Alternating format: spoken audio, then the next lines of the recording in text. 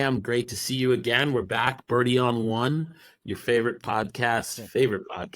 It's a real honor for Jay and I to be joined by Matt Boyce. Now, for those of you who have been in the YouTube annals, you know that he is the person that during COVID you discovered could outdrive you and all of your friends, but also put an 8-iron on the green 98 times out of 100. So I discovered Matt while trying to figure out how to get back out on the course during the COVID time. And since doing work with the TXG team, he has gone independent. And we're really excited to have him here, talk a little bit about Liberty Golf, but more importantly, to have a real conversation about something that has been on John and I's mind a lot lately, which is men's mental health. A hard conversation to have, a conversation I think is often missed or underrepresented as a serious topic. From suicide statistics to folks suffering silently, one of our goals in creating No Bunkers, No Bogeys is to be able to have real and genuine conversations, not only about our golf scores, but the role golf can play in making us mentally and physically well humans. And so, Matt, we're super excited to have you. Excited to hear a little bit more about what you're up to talk about this really important topic, and want to give you a second to just say hi to the people of the Birdie on One podcast. Awesome. Thank you for that intro. No, I'm happy to be here, guys. Thank you for reaching out and having me on here. Haven't done many podcasts, to be honest with you, so I hope I can do it justice. But yeah, as you said, I think it's one of these things that I think podcast is the right format for it often. It's very difficult to have, I think, a genuine conversation in many different formats on an immediate basis. I think the live format is really the best. So definitely looking forward to it. Thank you for having me. Matt, as we jump in, I think the first thing is, you've now set up your own shop to do fitting and lessons. And I think one of the things that we've really loved about the message you've had there is it's open for everyone. You work with clients one-on-one, and that can be the plus handicapper to the person trying to figure out how to get into the game for the first time. And one of the things that we've loved is removing that psychological safety barrier for folks, whether it's getting fit or getting lessons. It's so hard sometimes. You go into the big box stores and it's intimidating to figure out how do you buy clubs, what do you need to know. Can you tell us a little bit about your project and opening up the shop and what that's been like for you? Yeah, for sure. So I think part of it is a lot of it comes from kind of like my personality or the way I approach things, like on a professional level. To me, it's all about, it's just problem solving. Everything is, to me, is problem solving at this level. So I have a station set up here with as much technology as I can currently afford. So it's everything you can imagine. We got the high-speed cameras, we got GC quad, we've got force plates. I've got, like wrist sensors literally coming out of my ears on my desk. And it's really about like, come in here, let's, hang out, hopefully, make people feel comfortable as best as we can. Grab a Heineken from the fridge if you want to, whatever you want to do. And let's just get in here and see what it takes for you to play better. And the reality is that obviously it's not 100% of the time the answer to that is equipment. Obviously equipment has a very important role, and there's also the fun side of it, which obviously we could go on and on about, and I do love. But to me, ultimately, it's about fundamental results. Let me give someone some results, some value for the time they've spent here. Simplify the world of golf for them. What should they actually focus on? All of us have 100 things we could improve in our golf swing. What is the lowest hanging fruit? What's the number one thing that's preventing you from getting better? And the answer to that is usually, of course, it's something technical or performance based, and often is equipment as well. It could be something as simple as, I had a guy this morning, I just needed to swap his driver, same model, but had way too little loft. He couldn't hit any fairways. He was just demoralized, as we all would be. And honest to God, 2 degrees of loft literally changed his life. So as I said, to me, it doesn't matter what it is. I just want it to be, we all want to improve and enjoy it more. Come in, spend the time with me, however much time you want, and let's figure this thing out and try to enjoy it as much as possible at the same time, because ultimately it's supposed to be fun, right? It is serious for all of us. It's very important to all of us, and that's the part of it that people have to understand is, yes, it is a game, but and the wives especially, it's hard to convince them it's more than a game. It is fundamentally a part of your life, which I think is awesome. So treating it appropriately, treating it with that level of respect, that's what this is to people. And I'm that way, which I think is why I can relate to people. It is a huge part of my life. And that importance has to be represented in the type of process we go through. So in a nutshell, that's what I'm trying to do here. I think it's unique. I don't think anyone else is doing this exact same thing. I think it would be impossible to scale, which is probably why that's not existing on a large scale basis. And I'm totally fine with that. So I want to just do the best job possible. And obviously that probably involves just being one-on-one with me, in the shop. I love that. I'm going to kick it over to Jeff to lead this conversation because I think it's really important, and he brings both a beautiful human and practicing lens to this. But I think there's a lot of parallels, Matt, to the thing you just shared in the structure of your shop, which is everybody can use a little bit of help, and sometimes it's a little bit and sometimes it's a lot. But so much of it, whether it's a technical thing in the golf swing or it's a wrist angle, it's actually sometimes a head angle thing as much as it is anything else, right?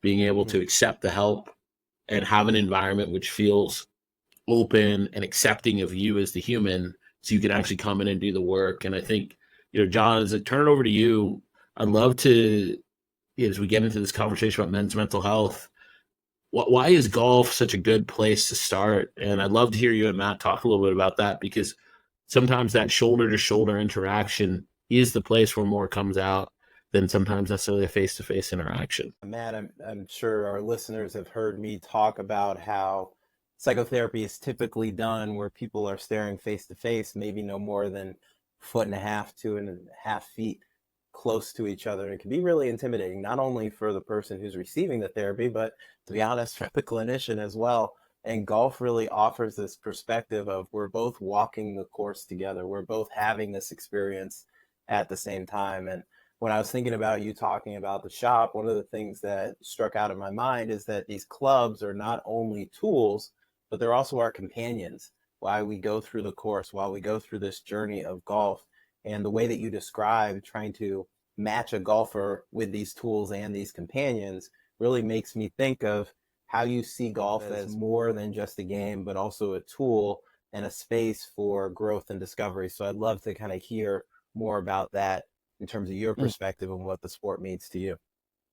Yeah, no, I think that's really well said. I think the thing about golf that probably, is definitely unique is the nature of how the game is played, the amount of time that goes on. But not only that, the fact that you are really only intensely quiet and focused and non-conversational for really short periods of time, and you're very conversational and very casual for long periods of time. So it's not that you don't go play, up in Canada, obviously I'll use beer league, men's league, casual hockey as an example. There's time before the game and after the game where obviously you're yucking up with your pals, drinking beers and stuff. During the game, not as much. And certainly not to a degree where you would talk about things unrelated to hockey, probably unlikely. And you'd say that about most sports. Guys want to go play just a little bit of casual pickup basketball or something. Yeah, there's some before and after, but ultimately mostly people chat a bit and head home kind of thing. So I think part of it is that you are doing something, you have a buffer, you're not just sitting there men don't sit and talk to each other for 5 hours. Let's just be honest about that. If you are not consuming a beer, or you're not playing golf, or you're not watching a football game, and that's fine. You're probably not just sitting there talking to each other. And that's I think that's the nature of men. I think it's just the way that we are. And that's totally fine. It's totally fine. So I think what often is great about golf in terms of what you've described is that it is an opportunity to spend more time with someone than you normally would, maybe. And even to spend time with someone that you wouldn't necessarily have given that much time to. So I think you end up with a very diverse group of friends, or at least companions, as you've described, which I think is smart. Not necessarily people you would see off the golf course, but people you would spend a lot of time with. And they do get to know you. They get to know your personality when you are, in a good mood, when you're in a bad mood, why that is. And it's not just performance-based, but you can obviously tell people's ups and downs. So I think it's unique in that sense, where you would have more access or perception of a person's general state of mind, I think, than any other sport. Because they'll play golf with people and they'll be having the worst round you've ever seen, but their mood can be fine. You know what I mean? It can be totally fine. Other times you play with someone, it's like, yeah, this is how this guy always plays. Nothing to be frustrated about, but they're pissed. You know what I mean? Likely not all that pissed about the golf. Probably something is there from a mood perspective. Or you get someone who's just, playing like shit and they all of a sudden they don't care. Not usually a good thing. You know what I mean? That's probably not great either.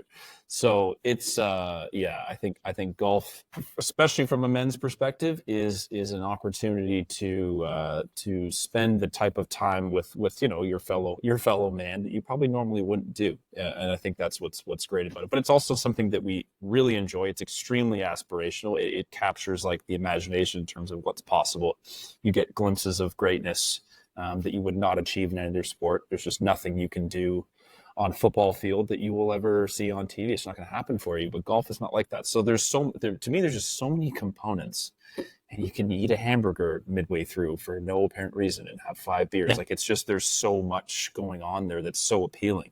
You're the outside alone, like the scenery, everything. I could go on. And I could go on and on. But yeah, I think from a baseline perspective, and I could probably, as we get into more questions, the number of times I've had the type of conversation with somebody else, even the guys that I don't know all that well that are specifically about mental health, I cannot picture those conversations having happened elsewhere. That's perfect and beautiful. And when you think about the way you describe golf as these moments of relative calm and peace and camaraderie, interrupted by these really sharp moments of exacting science and performance and failure, and then going back to these moments of connectedness and support and camaraderie. I'm not going to be the first person on earth to make metaphors about the connection between life and golf, but it really does kind of connect to people's general experience of, we have these moments of mundanity in life and just boredom of life. We also have these really opportune moments where we have a critical choice to either choose to do something productive, enriching, directed towards our wellness, to make the right shot, select the right club. And even if we miss or we hit it flat off the toe, off the heel, we're still doing what we think we should be doing in the benefit of, getting par or making the healthy choice. So I'd love to kind of speak to, or have you speak to, that decision-making process of maintaining good performance on the golf course and how that relates to us making good decisions, even if the walls are stacked against us or the cards are stacked against us, continuing to try to salvage around or salvage a hole in the midst of, pressure, stress, or just the day's not really going well. Like, what do you do then, and how does that support positive mental health, particularly for men? Yeah, that's a good point. I think there's definitely parallels to like just a general resilience that you can learn. You are being put in, by most people's perception, maybe not what is a high pressure situation. If someone doesn't understand golf, they wouldn't understand why somebody would be absolutely shitting themselves over a 3-foot. But they wouldn't get it. You know what I mean? They wouldn't understand that, and that's fine. But most of us have felt physically and mentally felt the crazy effect of, who cares? Club championship is even too extreme. A member guest, you're going to feel it. So yeah, a general resilience is there. Stress, kind of resistance, I guess. But I do think a lot of it is, you will definitely, how you are outside of golf will show itself somewhat on the course, and you can cheat that a bit. There'll be people who just have a ton of experience with golf, and they'll be calmer on the course than maybe in a business situation or a high pressure social or personal position. But often I think you'll often see the way people are outside. I mean, I always joke with people, like sometimes people ask me like, oh, you're not playing well, this year, you hit the ball really well. Why aren't you playing better? And I was joking, I'm like, well, it's golf and anxiety disorder is not the easiest thing in the world. You know what I mean? Like, it's funny, but it's also like, that's the way that I am. That's the way that I'm wired. But yes, you absolutely will be exposed to, I think, just like moments to test yourself. And whether you fail or succeed, then there's another thing you can learn to deal with failure and accept that, whatever you're afraid of, I missed this putt, everyone's going to think I'm a loser. No one thinks that. I'm going to shoot 85. I usually shoot 75. People are going to think less of me. No one actually thinks that. You think that. No one actually values you based on your ability to play golf. Again, unless you are a professional golfer and you're betting money on that person, I can't imagine you would value that person's life based on their performance on the course. So I think that's definitely the key part of it for me in terms of what golf teaches you. But I also think it's probably I think it's partially discipline, maybe isn't the right word. I think golf often for me is teaching you to commit to something. So I'll give you an example. Like if somebody was working on their swing and you're afraid to look like a dummy on the range, you know what I mean? To look like you're just like topping every shot, to basically be less self-conscious, to receive advice, for example, in a lesson and say, no, you need to go to the range and do this drill, whether you top it or not. Tough shit until you get it. Learning to be less concerned with what people who don't, I'm not going to say don't matter to you, but let's just say that it's it's not inside your circle of friends. They're not someone that you need to impress per se. Not someone's going to change your perception. To just do what you think should be done despite what other people might think. I think there's some of that in golf, and not be so concerned about other people's perception of you. Because I think a lot of mental health in general is really, and it depends on the person, but it is really often focused on what other people think. I don't want other people to see me being uncomfortable, anxious, depressed. I don't want other people to think there's something wrong with me. I think some of that like resilience in like, no, this is what I'm doing. This is how I do it. I'm on this path.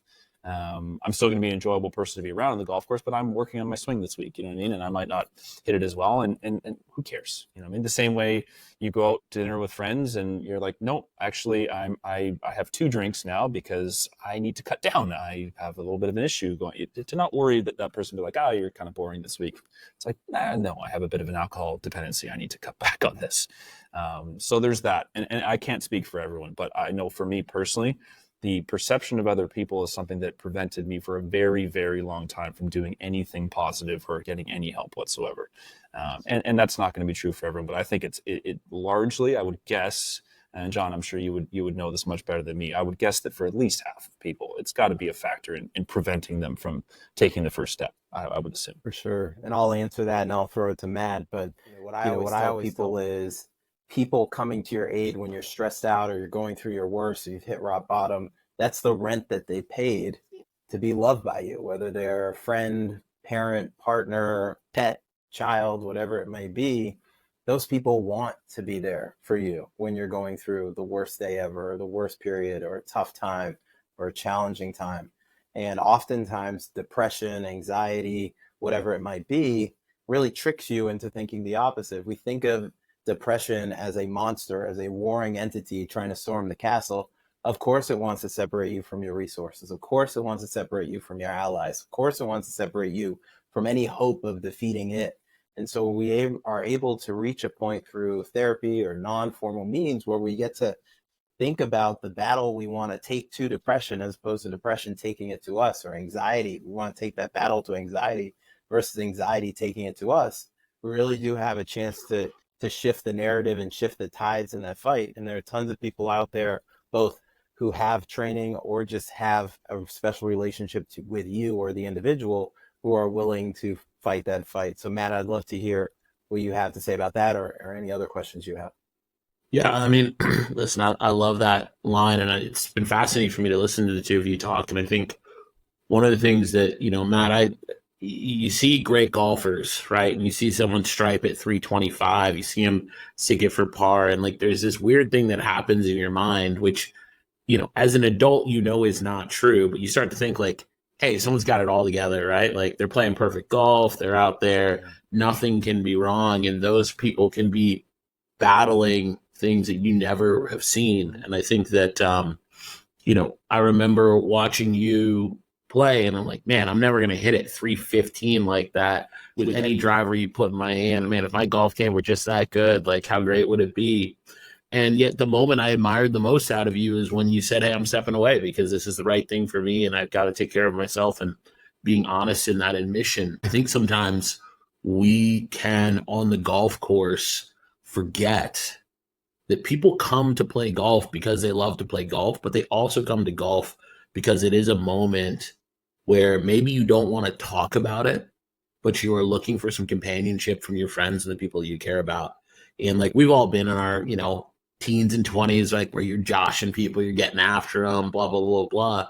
But I think, in a year that, both John and I turned 40, we've talked a lot about that reflection of, are you opening space and are you being, and part of the reason we wanted to found this, no bunkers is, are you bringing to the course a little bit of empathy and an open heart and mind for the people that are around you? Because golf can serve so many purposes.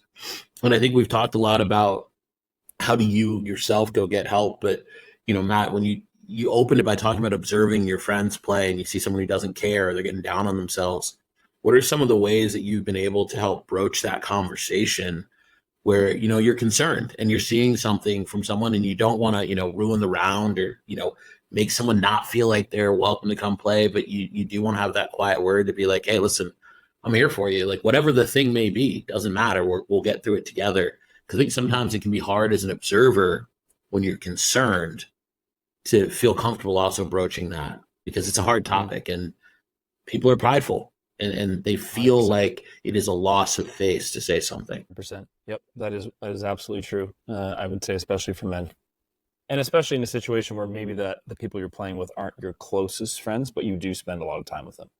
What have I done to broach a subject like that? And if I'm being totally honest, I don't know that I've actually outright broached a subject with someone. I think I've tried to create the environment and or maybe just in the way that I've been, make it seem like it's fine to do. And again, I'd be lying if I said to you I've been doing something intentional, very intentional, specifically to people, but I know I've been approached many times by people that know me. In my case, obviously, it's a little bit biased because of what I've been involved with on a personal level and on so now sort of like on a charitable level. But I think the best thing someone can do is give the impression that they are very open-minded and they are not judgmental and they are not that they're just an open-minded, like just a good person to be around, that isn't all that concerned with like your traditional metrics of being a man or whatever you want to call it, but basically just be a real person, be open, be empathetic. I think if the person you're around is comfortable with you and maybe knows that you would discuss this type of thing openly yourself, maybe that's the best way to phrase it. Maybe if I said something to someone like, you know what, I'm really pissed off today, I'm playing like shit, but I'm actually not all that pissed about this. I'm actually, I don't know, who knows? I'm actually getting divorced or something, you know what I mean? Or I'm actually, I pretty sure I'm going to get fired, or I think I offended my boss. I can't stop thinking about this. You know what I mean? Maybe if you give someone the impression that you discuss off-course things, that you discuss something that you wouldn't know, someone wouldn't ask you, that you are a little bit more vulnerable in that sense. I think that's probably the best way to sort of set the table, so to speak. I'm not sure what would happen if I said something very direct to someone. There's only a couple situations I can picture doing it, but that's someone that I know very well, and I can see them doing something that I know they're on a path. So there are situations in which I have and would say something like, I know exactly what's going on with you. I know why you feel this way. This is what I would do, kind of thing. But I think it's very hard to just your buddy's grumpy. He's in the first fairway. He's 5 over par through 5, and he's a scratch player. You can tell something is obviously off with him. That's like walking up to a hot oven there. Like, you say a word to that person, they're gonna explode. So I think it's a tough one. I don't know that there is a direct answer, which I've obviously given you that by talking around it so much. But I think it's tough. I think you just have to give them the impression that they don't have to put on this face for you. I think the more that you present this sort of like what I would call sort of like the true version of what men should aspire to be is obviously you want to be confident and strong and look after the people around you and be good to your community, but you also don't want to be fake to people and give them the impression that you're not a real person. And I think people ultimately in this day and age respect that more than someone who gives you the impression that there's nothing wrong with them, because that's not true of anybody. There's obviously something going on with everyone on earth at any level, no matter what they've achieved.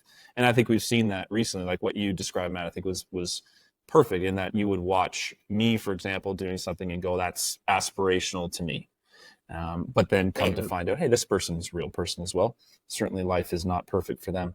And, I could give you that experience looking at somebody, like Grayson Murray, for example. That's somebody who's achieved something that almost no one on earth has achieved. He is a multiple-time PGA Tour winner, and a recent PGA Tour winner. And obviously we weren't really at a high level aware of just how much of a struggle life had become for him. So that's another example. That would be someone who, prior to what he's been, and good, as I said, good for him for what he did in the last few years and discussing it. But we wouldn't have really known, and that's a life that we thought is unbelievable. How could someone not be satisfied being a PGA Tour winner? That's for a lot of us that play golf would be an absolute crazy dream. But life is all relative. It doesn't solve an issue that has been, I guess, deeply rooted into the way that you are wired. So I think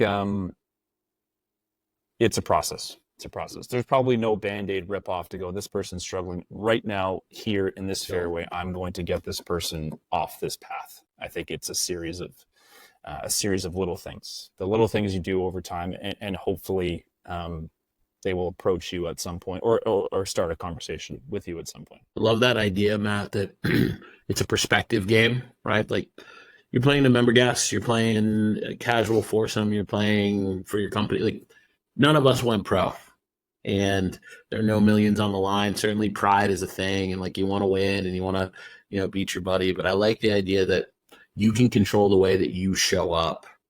And I think one of the things that we want people to really think about when they play golf is people show up at the course for so many reasons. And, whether it's they're nervous about it being the first time out there, or they're shoveling something at home, or they just want to touch some grass and enjoy a little bit of time outside. Being there for all of it opens up so many pathways and channels. And I think that especially for men, where it is not always societally acceptable or really encouraged to be vulnerable about what's going on, creating space in those moments where someone, it's kind of like having a meeting that you can cancel at any time if you don't need it, but if you do need it, it's there. And, I think it's a lovely opportunity to be able to check in on that and get into that. And I think the Grayson Murray piece is a great example. And, John, you say this to me all the time, right? Like, you do not know what the person next to you might be seeing, feeling, dealing with. Being mindful of that and creating, and I think, Matt, as you said it, that space where it's like, hey, listen, I'll tell you, I'm not having a great day because X, Y, and Z is happening. And that you're able to say that to me. John, one question I have on that for you is, what's the power of that too, in terms of your own authentic view on your own mental health, right? One of the things that's true in golf is you got to know your limits, right? Like, I don't have an 8-iron 200 yards over some trees out of a bunker. Tiger does, but I'm not Tiger, as much as I love wearing my Frank hat. So, how do you think that can help translate to, in terms of, knowing your own limits, and you think about the discipline we put in golf to your own mental health? It was a great question. And to kind of touch on something you said towards the end, and Matt kind of alluded to this too, it's a luxury to know how somebody feels, right? It is a luxury for somebody to sit down with you and break it down and let you know everything or the thing or a few things going on in their lives. There are very few people on earth that are going to give us a download of the exact thing that's bothering them. So we have to assume that, like Matt was alluding to, we don't know. We're making assumptions, and we should assume that whatever is bothering them would be something that we could relate to, that makes sense, and that we should have empathy and compassion for. And then Matt B, like some of the stuff you were talking about, that you couldn't say those things to everybody, but you could say it to a few people. That's the goal.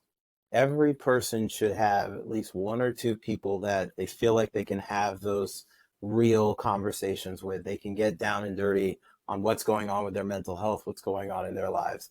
I don't need the entire world to come to my aid. I just need Matt and a few other people. And if I got them, I'm good. And if Matt's aware of my behavior changing, my mood changing, my performance changing, he knows that he has carte blanche to ask me anything, because our relationship has literally gone through everything. But I can't be everything to all people, because that would be exhausting for me and take away from my partner, my child, the things that I need to do. I need to focus on cultivating the relationships with which I already have a sense of closeness. And then to everybody else, friends, acquaintances, coworkers, the barista at Starbucks, whoever they may be, compassion, empathy, humane behavior. And if I do that, then I might start adding those people to my close person list that I now get to know better. I get to get involved in their life. I get to see behind the curtains.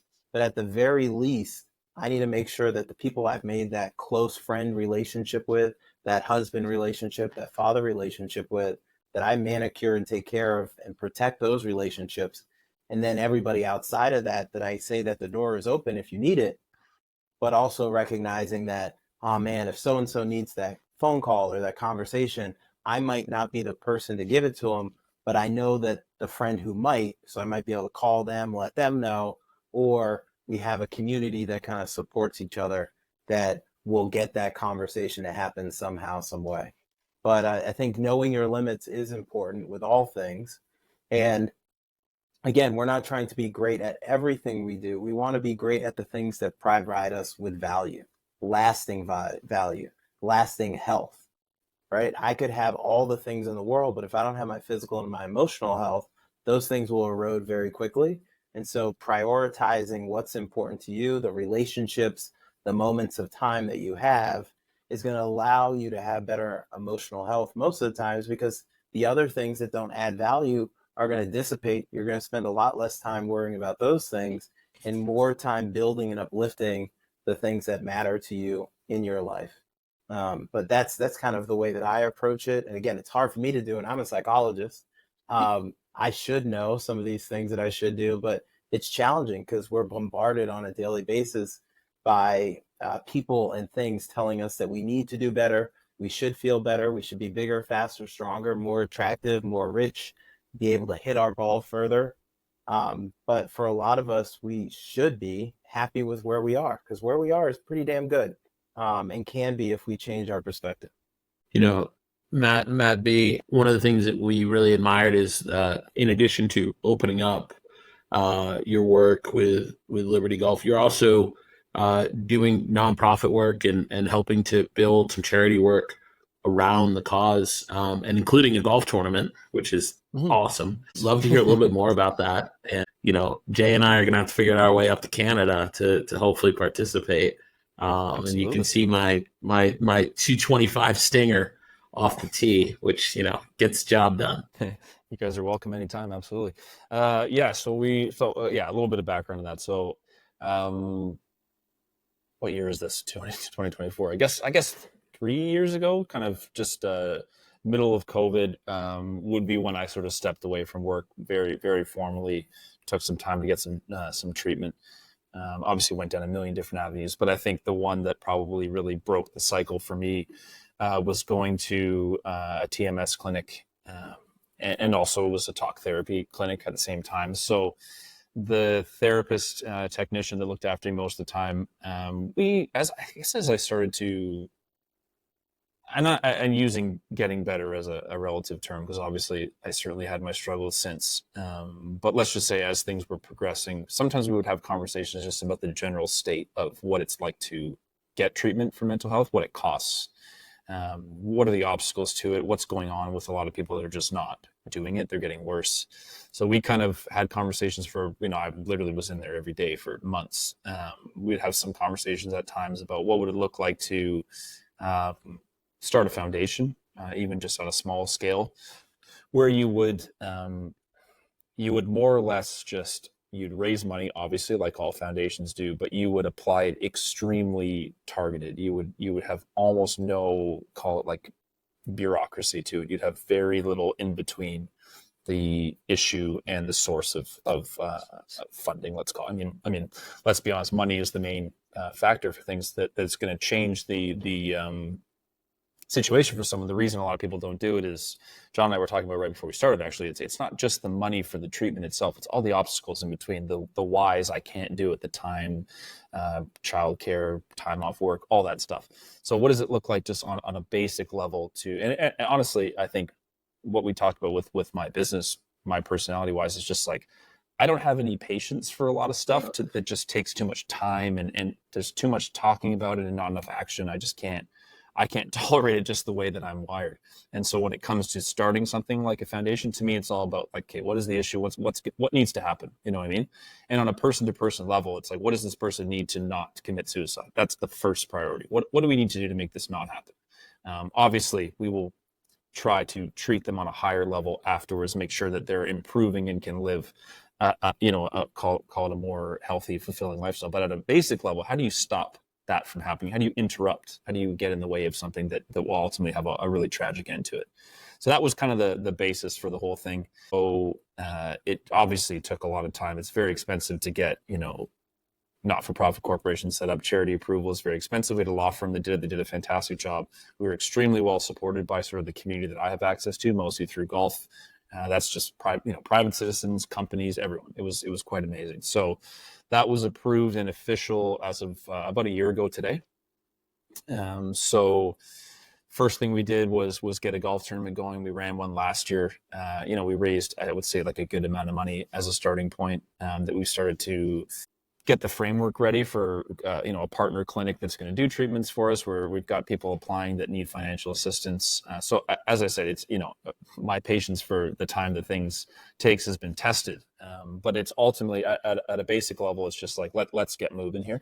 Every day that goes by that someone in that area could potentially get some treatment that wouldn't is just potentially an opportunity lost, right, to sort of interrupt that cycle for somebody.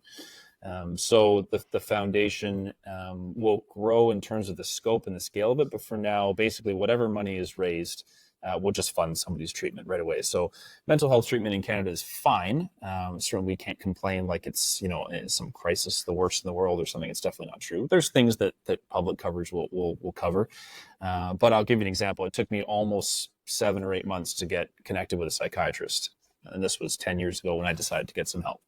So that's a problem. Like that can't be the case. I understand the limitations to it. It's unacceptable. Basically, it's unacceptable at a government level. But unfortunately, I'm not at a government level, nor do I want to be. So how do we, as private citizens, kind of accelerate this process?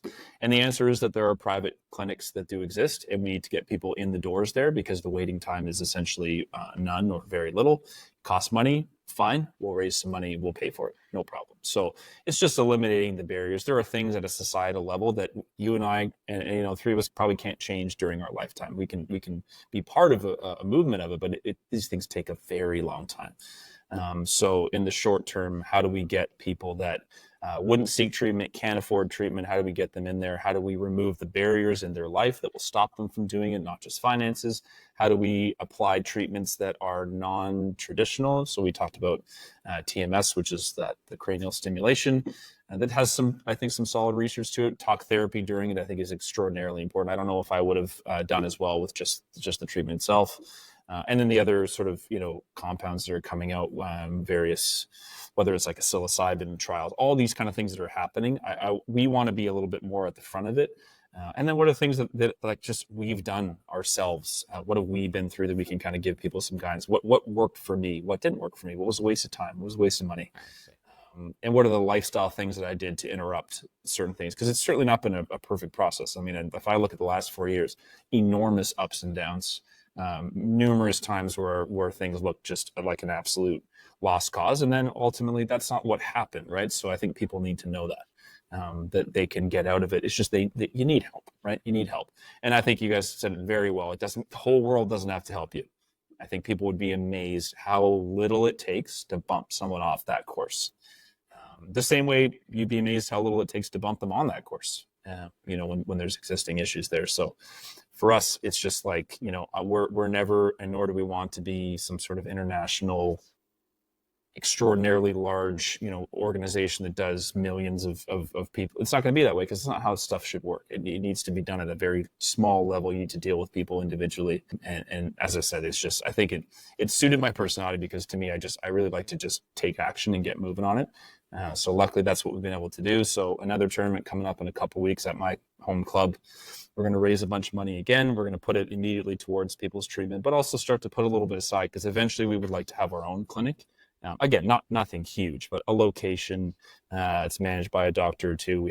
We'll have some clinicians there. We'll have various types of, treatment, psychotherapy, all that kind of stuff, and start to sort of like apply a little bit of our own philosophy to it. And Matt, there's no such thing as a small effort when it comes to helping other people. And I think that, we're so grateful to you for the time. I'm grateful for your honesty and what you've shared. I think one of the things you said there that, resonates so much is it takes very little to bump someone off a course. You think about the difference of a lie angle of 1 degree and what that can do for someone to hit straight iron shots, right? It's 1 degree. It shouldn't make that much of a difference. And yet, when you're doing something repeatedly, it makes a huge difference. And so we're really grateful for it. We will have links to both the charity as well as to your fitting studio in there. If you are in Canada, you should definitely make the trip and stop on in. Matt, we're super grateful for this conversation. It's an important one. And for all of you who are listening to this podcast, one, thank you for making it through one of our longer iterations, but it's an important conversation to have. But I think for Jay and I, there's one thing we take away from this. Don't be afraid to share with those people, that small group of people, as John talked about, who are there for you. Those are your people. And they want to see you bumped onto the course of a happier and healthier life. And for those people for whom you are their people, be open to that, because it does allow you to help someone who needs just that little bit of help, that little bit of encouragement. And you'd be amazed that when you're down, how much someone just being willing to listen or help support you to find that, or walk, take a ride with you to drop you off or pick you up or ask you how it's going. We owe it to each other to create the community that we want to live in. And, I'm so appreciative to both of you. And Matt, thank you for coming on. My pleasure, guys. Thank you for having me. Cool. John, final word? I agree with what everybody said. I think it's just a good reminder that we can't even count how many lives have been saved by the kindness of strangers. The money that's raised by the tournament and the charity, it's all strangers donating to other people that they'll probably never meet, hoping and wishing that they'll have a better life, a healthier life, a life that extends beyond what they see as this limited scope of what they're capable of doing or what life will allow them to do. And so just reminding yourself every day you have the potential to be that stranger who provides life and compassion and empathy for other people. And so, Matt, having just met you over the course of these past few weeks, I'm really appreciative and happy and excited about what you're doing. And you will save countless lives, you and the people who donate to the charity. And that's a gift that no other gift on earth can replace to those individuals, but also to their families and loved ones. So thank you so much for the work that you do. All right, that's a wrap. Birdie on 1. We'll see you in the next one. Matt, thank you, man. That was a great conversation.